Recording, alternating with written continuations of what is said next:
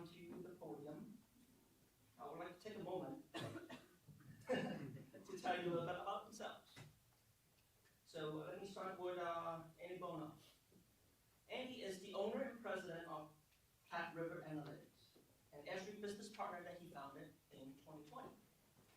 He brings over 15 years of experience in geospatial technology with bachelor's and master's degrees in GIS and more than a decade working in the energy sector, including roles at Petroleum and Occidental Petroleum.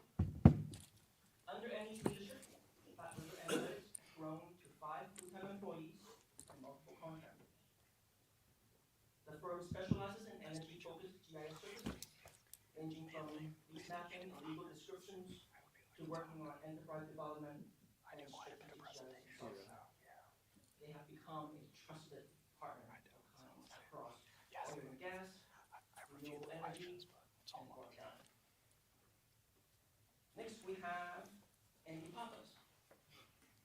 A West Virginia alum, Anthony Pappas is the owner of Heritage Habitat and Forestry and brings years of experience managing public lands to support both wildlife and sustainable timber returns. He has also worked with a timber consulting firm focused on ecologically sound forestry practices. Anthony recently launched a new nationwide division, HHNF Geospatial and Data Solutions, which leverages advanced GIS technology to deliver a range of data-driven services. His team uses science-backed strategies and cutting-edge remote sensing tools to help clients maximize the timber value, enhance biodiversity, and promote long-term forestry sustainability.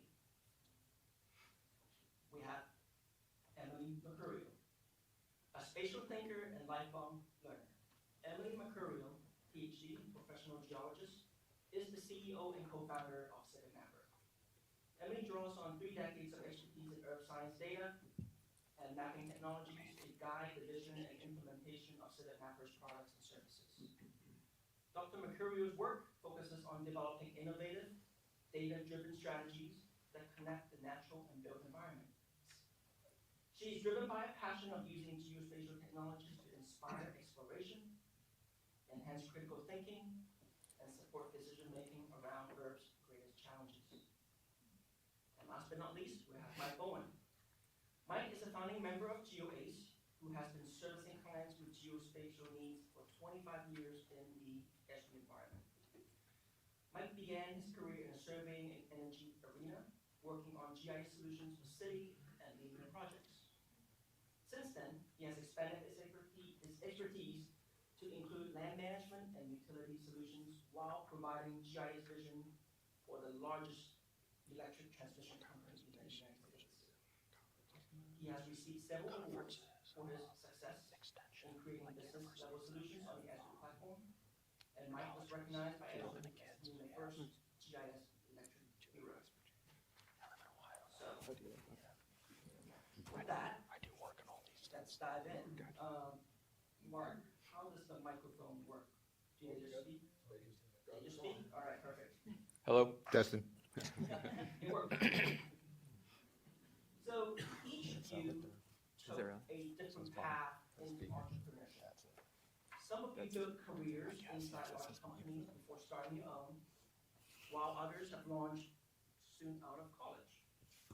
What gave you the confidence to make that leap, and in what way did your prior experience prepare you or fail to prepare you for running a business? I can start off. Is this okay? Everyone hear me okay? Yeah. So I built my company after working for a couple large oil and gas companies, EnerGIS and Oxy. I think that background gave me the kind of technical depth and also the networking. I think networking's probably the biggest part of owning your own company. Is like if you don't have a good network, you don't have a lot of friends, a lot of colleagues behind you, it's going to be really difficult, right? So I think working for EnerGIS and Oxy in Denver for 6-7 years, I think gave me both the technical background, the technical depth, and also the networking and the and you know, kind of like I said, the colleagues behind you to be able to make that leap. So I think the one thing it didn't prepare me for working for big oil and gas companies, now owning my own company, is just having to wear every hat, right? You know, I've never had to do sales, I've never had to do finance, I've never had to do HR, I've never had to hire, fire, I've never had to do that before. So While working for a big company, it was obviously gave me the kind of the credibility in the industry. It also did not prepare me for having to wear a dozen different hats every day. So yeah, like I said, I think the biggest thing is just kind of trusting your network and having a good network behind you. We're just going in order. Yeah. All right. So yeah, my name's Anthony Pappas. I didn't start my business right out of school. I graduated college in 2016, and then I started my company in 2020, which was a heck of a year to start a business. Depending upon how you reckon it, I'm either a third or fourth generation self-employed, if bootlegging during Prohibition counts. So I grew up, my dad owns a construction company, so I got to kind of see the pros and cons of being self-employed. When I started my business, I was freshly married but no kids, and kind of what got me to take the leap was a $4,000 contract that I just couldn't do while working simultaneously. So I just quit my regular job and then started my business for one single $4,000 contract. Kind of what kept me going was I had to. I don't have a backup plan. Like, I mean, I guess I could go find work somewhere else, but you know, once you put all your eggs into a basket, you kind of dig yourself in a corner, and that's when you got to fight your way out. So that's what started that. As far as not being prepared, so seeing my dad run a business was very helpful when I was a kid.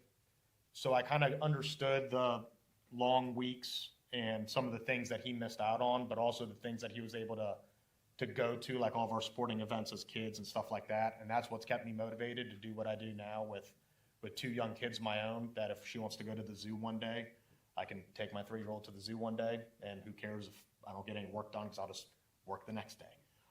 So I was very unprepared, I guess I should say, with QuickBooks. That kind of like what you said, the wearing all the hats. It's the things that are outside of my field that I didn't really understand too well, the accounting and the bookkeeping. So that was one heck of a learning curve. So, I mean, other than that, I was kind of aware of hiring and firing with my dad, to kind of how that works. And he was a coach growing up. So like the people management was a big deal, of how to lead a team and then discipline others or encourage others when needed. So I feel like that's helped a lot with my own employees. I have 5 employees, and I've learned you kind of got to, you know, you treat each one individually. They're not just your employees, they're each individual people, and you have to manage them uniquely. And that's something that I had to learn after my first employee that I hired about 6 months into the business. So that was a pretty big learning curve, I guess I should say, was individualizing each employee, taking the time to get to know them more than just being a boss, but kind of like as a colleague, because they're all around my age or younger. You know, I've got some grays in my beard, but I'm not the oldest one in this room. So that takes some time, you know, when you have clients that are older than you too, to try to build that trust and that relationship with others. So, yep. So my journey was pretty interesting. I worked for about 20 years before starting Civic Mapper with my co-founders. And during those jobs, I always found myself in a position where I was kind of like starting the GIS department at whatever company I was at. And that experience of just kind of like being innovative there, or like bringing these tools to the table and training others, was really what inspired me to start this company. Because I was like, if I'm doing it for other people, like, why not just do it for me? So that was kind of the impetus behind it. And during my PhD work, I was using GIS in a way that like other students like hadn't, you know, in their geology PhD. So it just gave me a lot of confidence that like I knew this technology. I'd been using it for 20 years. My first job was working for a small women-owned, minority-owned GIS company in California in 1998. And that was when like ARC was still command line.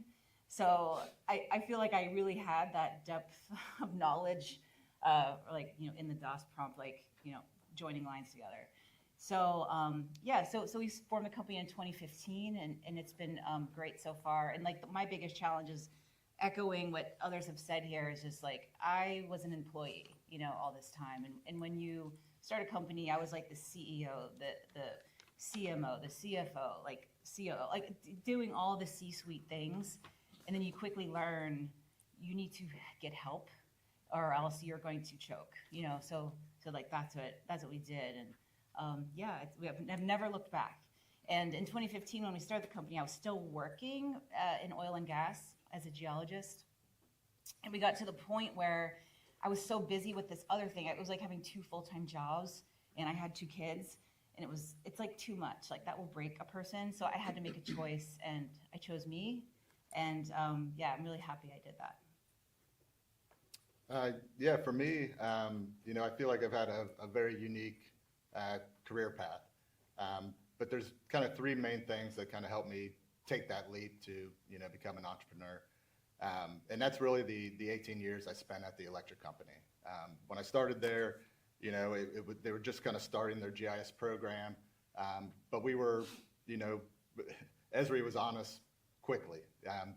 We had all the toys, we had all the tools. And I had the freedom to play with them and learn with them and learn from them, throughout that 18 years. And beyond just the experience with the software, is really having access to those subject matter experts for a full 18 years. So being able to talk to, right away and outreach and siting and engineering and kind of pick their brains for 18 years, you learn a lot. And really the third thing that kind of gave me the confidence to take the leap was my business partner. I hired him into the electric company. So I knew we worked well together. We created lots of amazing solutions together. So there was really no fear of how I would work with, this person that I need to work with, every day within the company. So those were the big things for me. And also, my dad owned his own business as well. So I kind of got that foundation of, what it takes to do your own business and succeed at your own business. So those were the big things for me. I love hearing these stories. There's some similarity and differences for sure, but it sounds like you guys each found your own path and reason. So I figured that. So after you made that leap, I would imagine that some of the early years come with a fair share of surprises.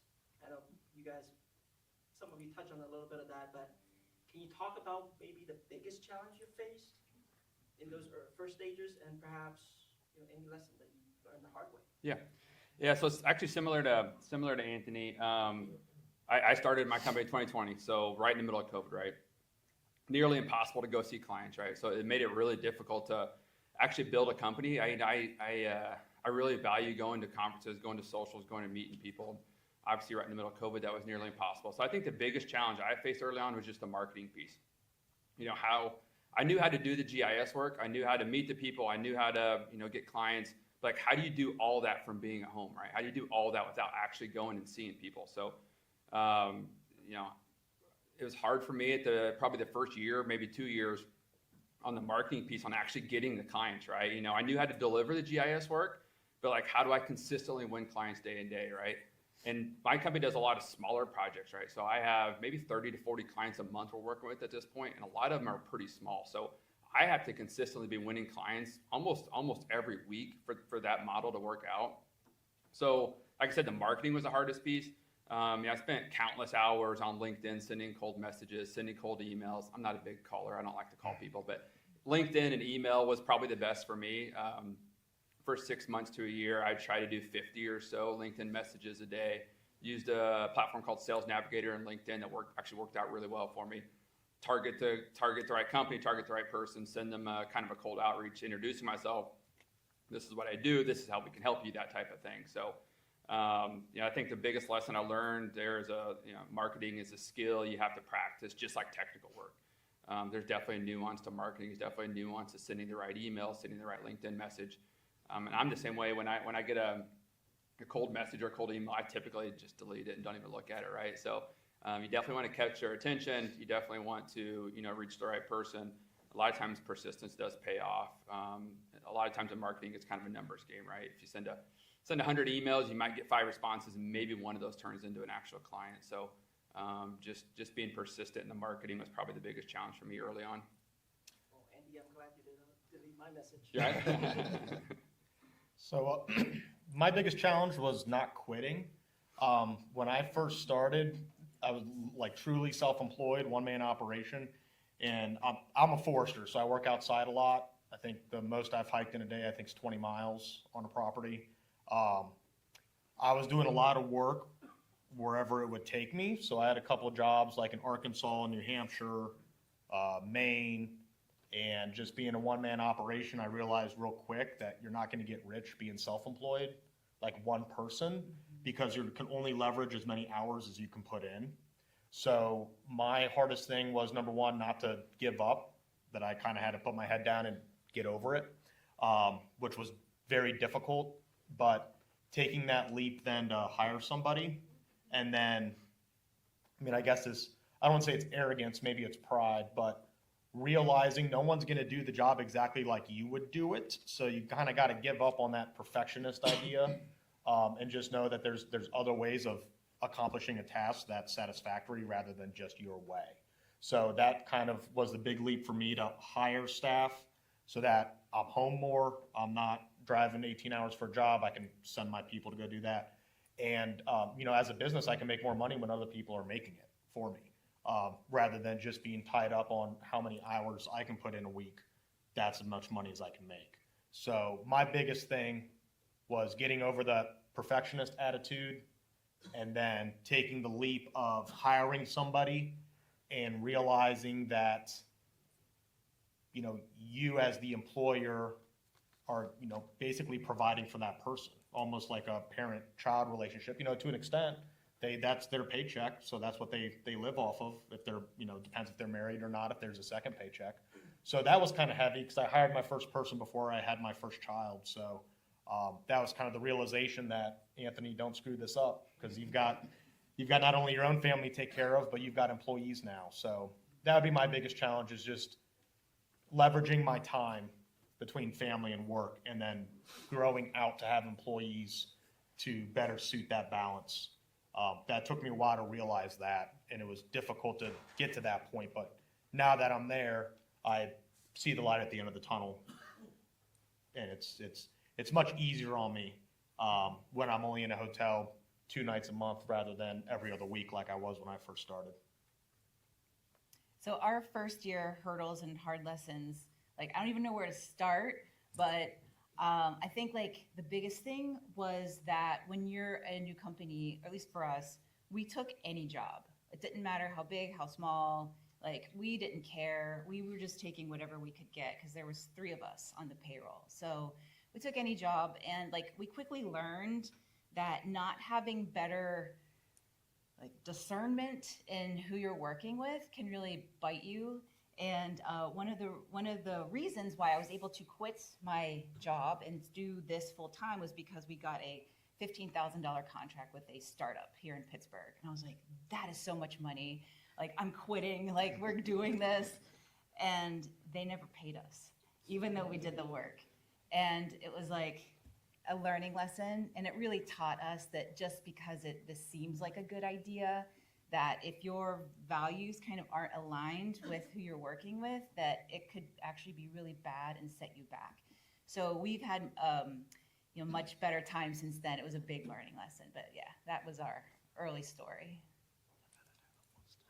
Yeah, for me, like others up here, it was really getting the work. I lean introvert, so it's tough putting myself out there, you know, kind of get in front of people. Talking to him. I mean, I had 18 years at the electric company where I had a captive audience. You know, I would sit in staff meetings and those type of things, and I was able to slowly build those relationships over that time. The analogy I like to use is, you know, I was kind of like a lion on a game preserve. You know, I was given my food. I was all this stuff. I still knew how to hunt and things like that, but when I went out in the wild on my own, that was the tough part, was, you know, how do I get my food for the day? So I'm still learning. I've been doing on my own for about a year and a half now, and it's still a learning curve, but it's slowly getting better. The other part of it is really, you know, what to do with my time. At the electric company, I was, you know, over 30 hours a week. I was sitting in meetings, and then all of a sudden, I wasn't. So it's like, you know, what do you do with that time? How do you keep yourself busy? I found myself just making a lot of stuff for nobody, while I was trying to find somebody to make it for. So basically training myself quite a bit. So that was my experience. Hard lessons. Love it. Love your story. So let's switch gear a little bit. You know, as many in the audience know, that GIS is always evolving, and each of you had to find ways to make technology stand out. Can you maybe share an example or two about a technology approach or a project that really sets your business apart? Yeah, sure. So, so my company is Esri Business Partners. So almost everything we do is on the Esri stack.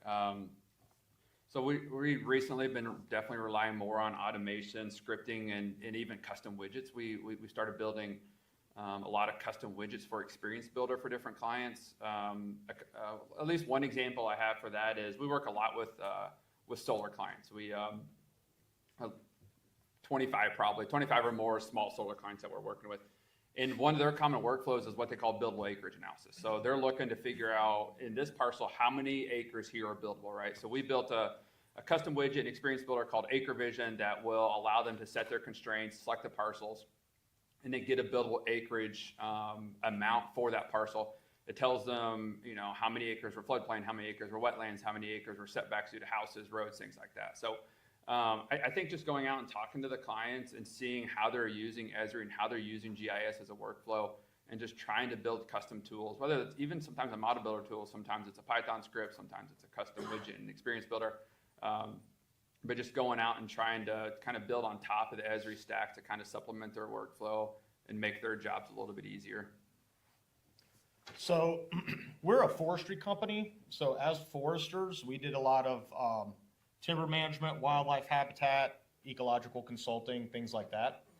We did not get into, I mean, we've been doing GIS through our work since company inception, but we just have this new spinoff, HH&F Geospatial, Heritage, Habitat, and Forestry, you get it, here recently, because that is kind of how I see more business-to-business clients moving towards, is remote sensing, satellite imagery analysis, as far as land management goes. So we're going more than just timber, more than forest, now kind of land. So a lot of our GIS expertise involves land management, particularly forest management. So delineating different habitat types, high value, low value areas as far as timber merchantability goes, biodiversity, carbon credit, sequestration potential, things of that nature. So building our GIS division and providing some interactive dashboards and things of that nature to some of our like investor clients. We've got a couple that are 10,000 acres plus. Is our key thing is we've been the ones to collect this data, to actually be out in the field, to do a forest carbon credit project. We know what that data collection's like. We know how to interpret the myriad of Excel spreadsheets, and then we know how to display that geospatially on a nice, pretty platform that someone behind a desk can easily understand in layman's terms what's going on in the background. So I noticed we've stood out from some competitors in that we've actually been the ones to do the field work, the boots on the ground, and now we're getting into GIS stuff rather than starting on the GIS stuff and just using contractors to do the groundwork or just dabble and go out in the field, you know, one day a month. We've done all that raw data collection and the boots on the ground kind of analyses and ground truthing and quality control and stuff like that. So that's kind of set us apart in offering some of these interactive land management tools and dashboards and delineations and schedules and all these different things regarding timber, forest, wildlife, and land. Is that we've done the grunt work and now we're entering into GIS rather than starting from that point and kind of just dabbling in the groundwork. For us, so after 10 years of business, we learned that humans really love lines, and we have been working in networked linear assets this whole time. So it started off with our area here in Pittsburgh, the Allegheny County Sanitary Authority. We maintain their sewer atlas, basically. So it's the wastewater, stormwater network, and we created a unified map of that network. And then we started getting into other networked linear assets like pipelines, transmission lines, those kind of things, other utilities. And then we started getting into hydrology, the way that water flows across the landscape and how that is now connecting to the subsurface through those stormwater lines. And it's just amazing how much commonality there is across all those things. And we've developed some, I think, are incredible tools in editing environments that help our clients manage their network linear assets, like tracing and other kinds of apps to maintain those networks, because they're long, they're complicated, and they've got a ton of attributes on them. So that was our differentiator. This is an interesting question because my partner and I are like yin and yang. We do completely different things, which kind of makes us a good team, I feel. But he's more in the open source and development and automation, and then AI and machine learning. Where I'm kind of more, I do more configuration and core GIS principles and that type stuff. So if you ask me, what I think separates us would be, our experience, our core GIS fundamentals, and our quality. But our clients seem to be happy with it. We leverage a lot of out-of-the-box tools as much as possible, and the reason for that is to kind of bring costs down. Because when you do a lot of development, as everyone knows, it costs a lot and it's hard to maintain that. So one thing that got me you talking about linear assets. I mean, the experience with linear assets is huge because linear assets are very unique, and that networking and those type things. If you don't know that, it's tough to manage and it's tough to maintain. So I love that you were talking about, because that's a big part of even my presentation later is talking about that. Well, as we look forward, I'd love to hear your perspective on what's next. So where do you see the biggest opportunity is in geospatial entrepreneurship, right? Is it AI, sustainability, digital twins, or something else, right? And what advice would you give to the next generation of GIS professionals that are considering starting their own business? Yeah, sure. So I've worked oil and gas for most of my career, so I'm no stranger to economic downturns. So I think, and kind of hope a little bit at the same time, that more companies will lean on smaller ad hoc GIS consulting and services companies like my own. I think instead of building big teams, I think there's always going to be a case for bringing in smaller GIS companies. One example I have is here this week we're starting a really big consulting project with a really big oil and gas company. We're going to be mapping 5,000 legal agreements by the end of the year. So that company, instead of hiring somebody else to map those 5,000 agreements, brought our company on. So I'm hiring 3 full-time contractors and a bunch of part-time contractors to get all those agreements done. So I think there's always going to be a case for smaller ad hoc GIS consulting and services companies. Like I said, instead of building bigger internal GIS teams. I think my advice for anybody looking to start their own geospatial firm, don't wait for perfect timing. Like Anthony and I said, there might not be a perfect time. We both started in the middle of COVID. It was probably the worst timing ever, but it's worked out pretty well for both of us, right? So my advice is to just start small and then specialize too. It's one thing I've had to learn from owning a company. At first, I was like, I'm just going to be a GIS company, help whoever, right? But the more I got into it and the more I started talking to people, we started specializing ourselves as like an energy GIS company. We can help with oil, gas, pipeline, solar, wind, things like that. But being more of a specialty, I think, has actually helped quite a bit. So, and then learn, just like we talked about a few times already, just learn to market yourself just as much as you learn the technology. So future, I'm going to be a little bit more, field specific of what we do, like as a product. I think in my lifetime, like I'm 31, we're kind of doing it now, so not me as a company, but others are, where you can pretty much map out an interactive forest and go through it virtually with VR. They're doing that with forest carbon projects, especially in the tropics. If you're a corporate buyer and you want to see a project that you're buying credits off of, they'll give you a VR mask and you'll literally just tour through the property that you've invested in. So that's something that I think, we've got the ability to put these machines on our backs, and then we can use AI to tell what bird species, all these different songbirds that we're hearing, as we go through the woods and collect that biodiversity data. So kind of quantifying, like in our field, all the different ecosystem services and actually putting numbers to those services, like number of songbirds. And some of those are indicator species. Some of those will mean that this means you have this type of habitat, but you should have this kind based on historical documents. And I think that's going to be the future of our field in forestry and forest management. Logging is always going to be important, and it does have its place. But I think as time goes on, it's going to be more so that comprehensive biodiversity approach and then monetizing that, especially in the form of carbon credits, because you're going to have private industry and money to pay for that type of work.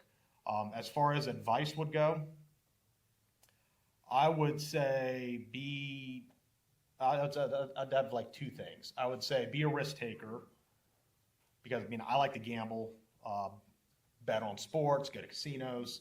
I like gambling. I feel like I'm a risk taker. I feel like most entrepreneurs have to be a risk taker to some extent. But the biggest thing I've noticed is you got to be open-minded to new things. So my field is forestry, is an aging profession. There's not a lot of young people being consulting foresters.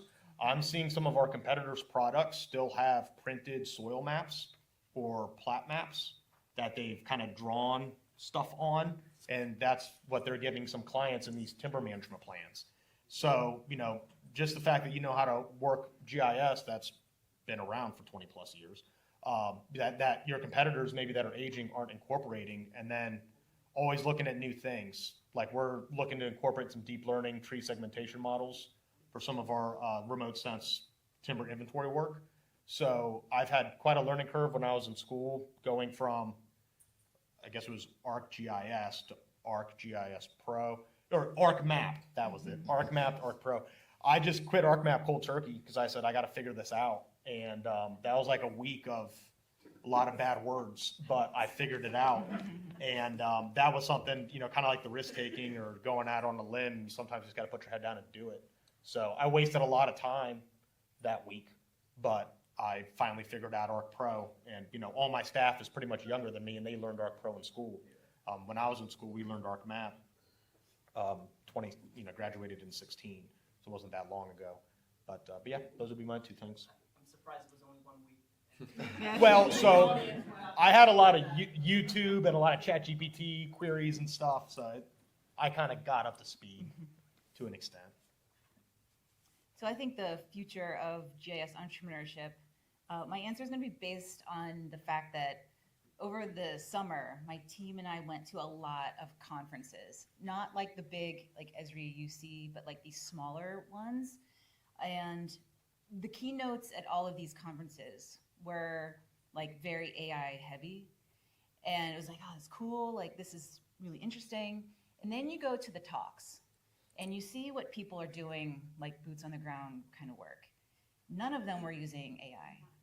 So there's this disconnect. And I think in the next like 5 to 10 years, that's disconnect is going to get smaller.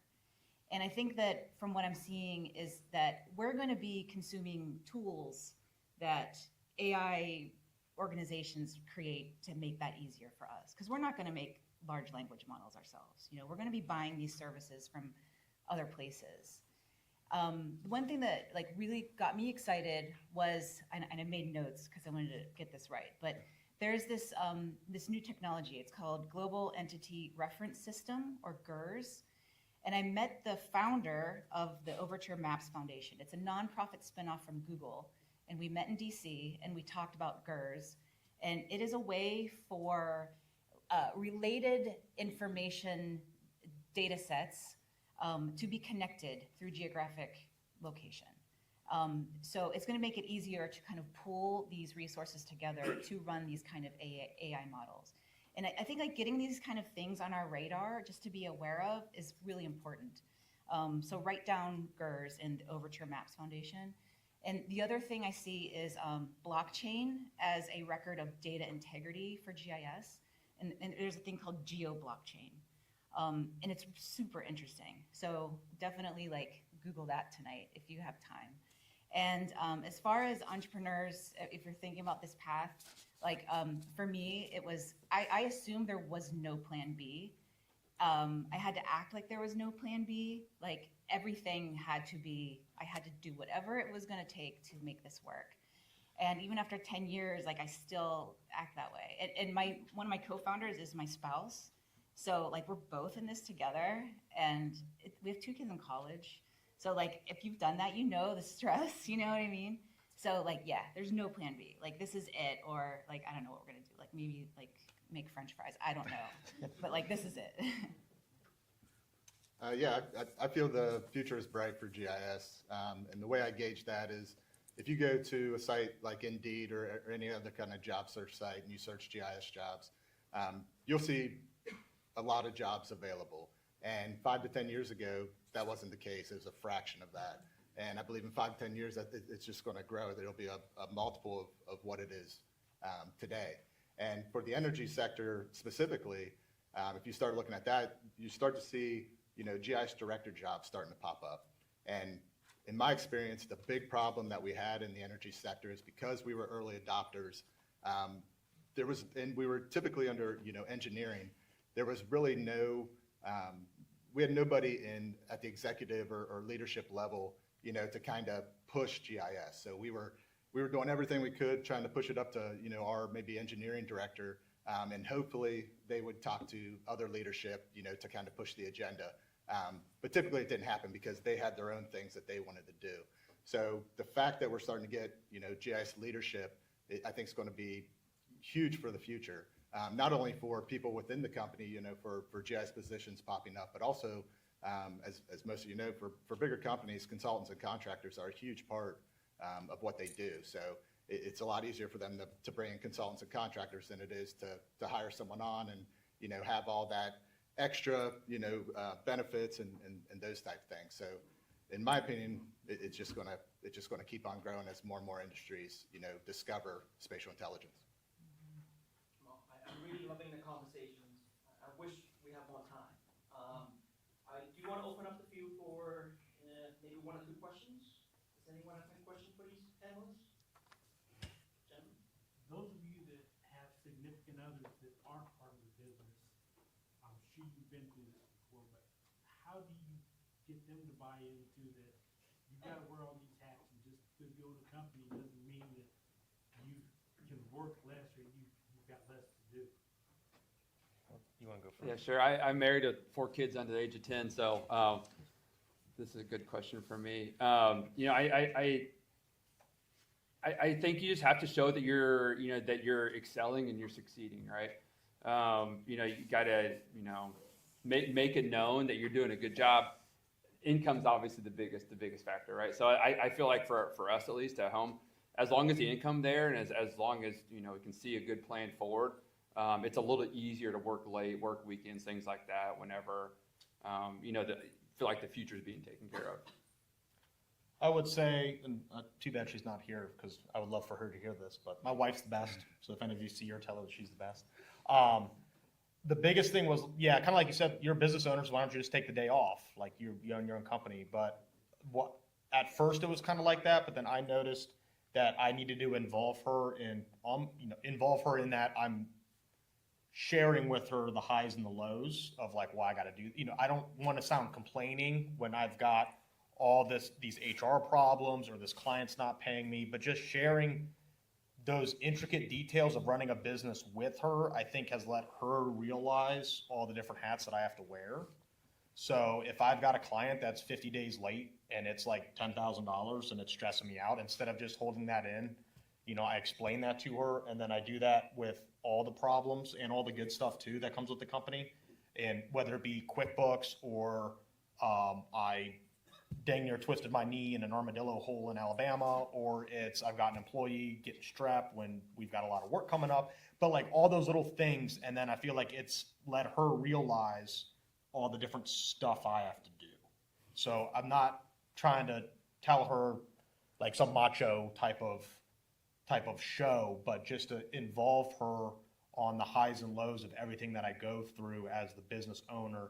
She's become much more appreciative and understanding when I have to work like a 50 or 60 hour week. Because then now she knows what's going on, and it makes her feel better that we talk about my work, as a business owner, rather than, it might come across as complaining, but it's more so of just sharing. And that's helped a lot. I mean, that's been a big deal. So I would highly encourage that. Mine's a little different, I guess. So my work-life balance at the electric company, I'll say right now, I failed. So I was definitely more work than the life side of it. And so I'm divorced, but I have big part of that was because of my work. But I have a 12-year-old son. So what I look at is, I got to do a better job. So when I started this company, a big thing was to be able to spend more time with my son, not be locked in, 60-hour weeks at the electric company trying to get all these things that have built up for the past 18 years, that they never hired anybody to take on that I still had to maintain. So I do the best I can to talk with him, explain to him, about the business and kind of what I'm doing and why it's taken up certain times that, I might not be able to go out and throw the football or something like that, but I'm trying to be better, and I always try and make time for him, and I think that's really important. Well, I want to thank all the panelists for sharing their personal story and how they got here on this journey. I just want to close this portion by saying that while today's conversation is rooted in GIS and in the energy industry, the ideas that we heard really go beyond our field. So whatever you're passionate about, don't be afraid to take these perspectives and apply them in your own way. There are, of course, many more angles that we can cover today, but this is just an